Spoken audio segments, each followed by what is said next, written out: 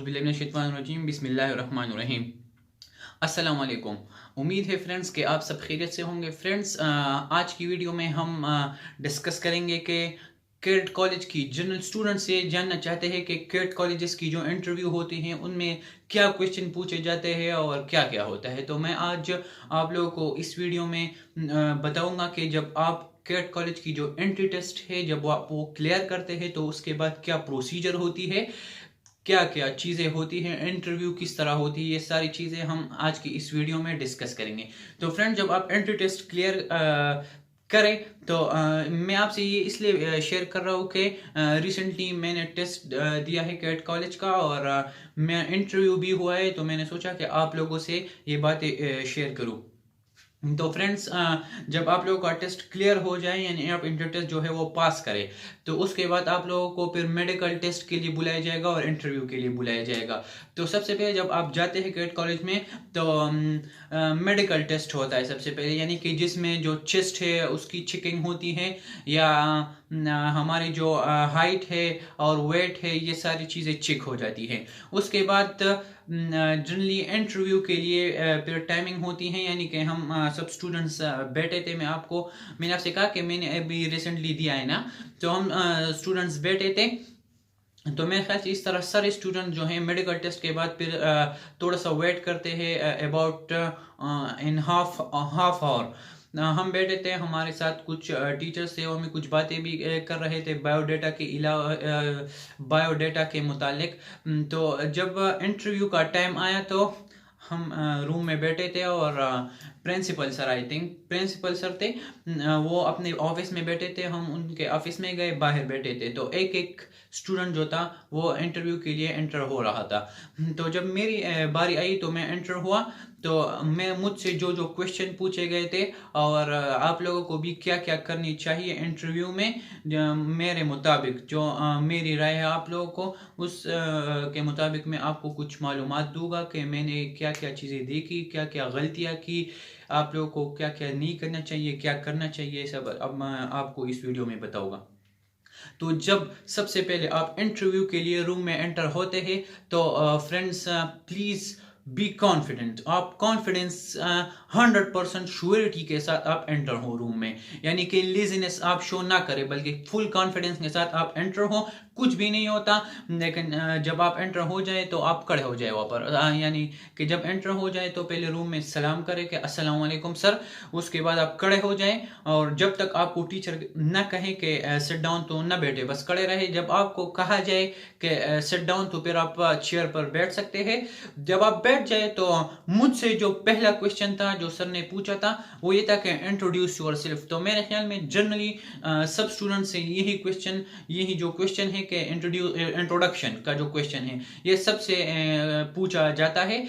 तो आप लोगों ने अपनी इंट्रोडक्शन करनी है और इंट्रोडक्शन ना बहुत ज़्यादा शॉर्ट होनी चाहिए और ना ही बहुत ज़्यादा लॉन्ग होनी चाहिए। आप लोगों को नॉर्मल रेंज में रहना चाहिए, यानी कि आप अपना इंट्रोडक्शन करें, आप लोगों को कहा जाएगा इंट्रोड्यूस योरसेल्फ। तो आप लोगों ने शॉर्ट इंट्रोडक्शन भी नहीं करनी, यानी शॉर्टेस्ट नहीं करनी और लॉन्गेस्ट भी नहीं करनी, नॉर्मल इंट्रोडक्शन करनी है कि I am, for example for me, I am Mohammad Tayyab son of Itbargul and I am from Malakand Batkhela and I have completed my matric from this college and now want to continue my further studies here in CAT college। so आप लोगों ने इसी तरह short जो introduction है normal range की वो करनी है। उसके बाद मुझसे जो क्वेश्चन पूछा गया वो ये था कि और जनरली ये क्वेश्चन पूछा जाता है सारे कॉलेजेस में, यानी लेकिन मैंने कैट कॉलेज में दी तो इसलिए मैं आप लोगों से कैट कॉलेज की बात करूंगा। तो मुझसे पूछा गया कि why you want to join CAT college.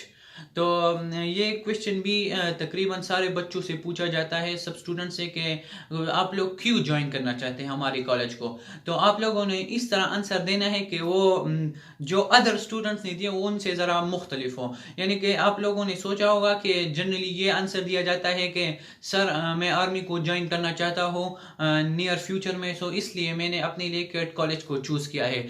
कि तो इसलिए मैं आप लोगों को कहता हूँ कि आप लोगों ने इस तरह आंसर देना है कि वो जो स्टूडेंट्स हैं और उनसे थोड़ा मुख्तलिफ हो। ये तो हर कोई कहता है ना कि सर हम कैट कॉलेज इसलिए ज्वाइन करना चाहते हैं कि हम आर्मी में जाना चाहते हैं वगैरह।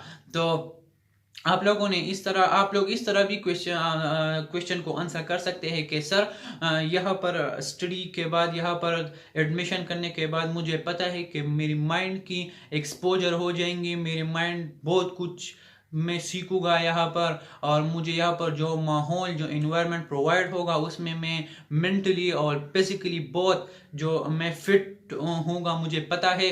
और आप ये भी कह सकते हैं कि मेरे अंदर, मेरी शख्सियत, मेरी पर्सनालिटी में सब्र जो है यानी कि पेशेंस एक अहम किरदार फिर होगा मेरे पर्सनालिटी, यानी कि मैं in my personality patience will become the important factor after studying here in cadet college. So आप लोगों ने इस तरह आंसर देना है कि वो और स्टूडेंट से मुख्तलिफ हो। ये क्वेश्चन मुझसे पूछा गया। उसके बाद मुझसे थोड़े जनरल नॉलेज के क्वेश्चन पूछे गए। सर ने मुझसे पूछा कि ऑस्ट्रिया जो है, ऑस्ट्रिया एक कंट्री है, कि इसकी लोकेशन क्या है।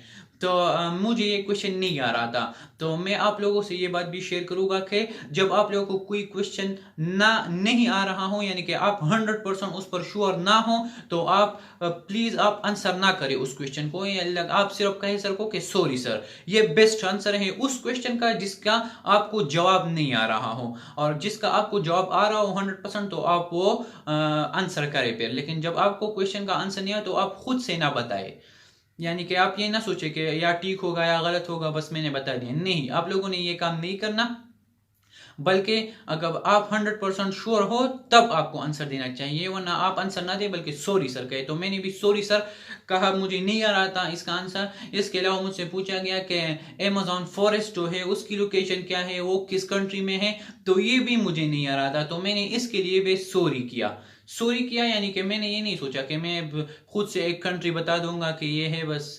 तो मैंने आप लोगों से भी मेरी गुजारिश है कि आप इसी तरह जिस आंसर पर आप 100% श्योर ना हो तो आप उसका आंसर ना दे, फिर आप सॉरी सर कहे, और जिसका आप आंसर पर 100% श्योर हो तो आप आंसर, क्योंकि इंटरव्यू में वो इंटरव्यूअर जो है वो आपकी श्योरिटी को भी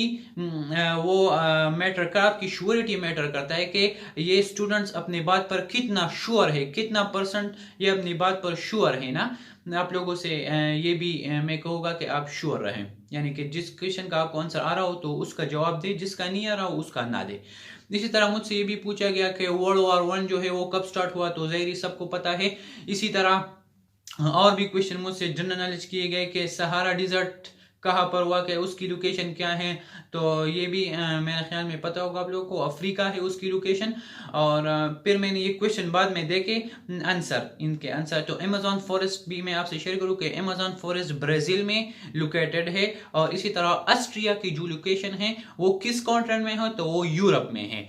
और इसी तरह ये जनरल नॉलेज के क्वेश्चन किए गए मुझसे। इसके अलावा मुझसे रूटीन के बारे में पूछा गया कि आप अपने फ्री टाइम में क्या करते हैं, तो मैंने वो सारी चीज़ें बताई। आपसे भी वो पूछा जा सकता है कि what do you do in your free time, या डिस्क्राइब योर डेली रूटीन, कि आपका डेली जो रूटीन है वो क्या है। तो ये सारी चीज़ें थी जो मैंने आपसे शेयर की।